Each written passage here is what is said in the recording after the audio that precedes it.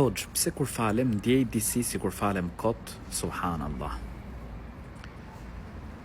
Të këshilloj të lexosh më shumë Kur'an. Lexo për Allahun e lartësuar. Të këshilloj të lexosh historinë e profetit alayhis salam.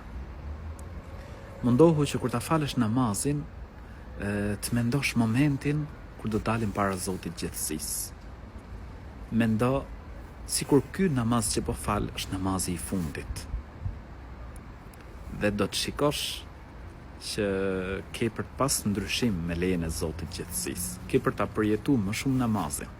Ke për ta kuptuar më shumë madhështinë e Krijuesit gjithësisë. Allahu i lartësuar na fton në Kur'an, pra në shumë ajete, që të meditojmë. Dhe kjo patjetër që ka urtësitë e saj. Dhe ndër urtësitë e saj është që adhurimet të kryesh në formën e duhur.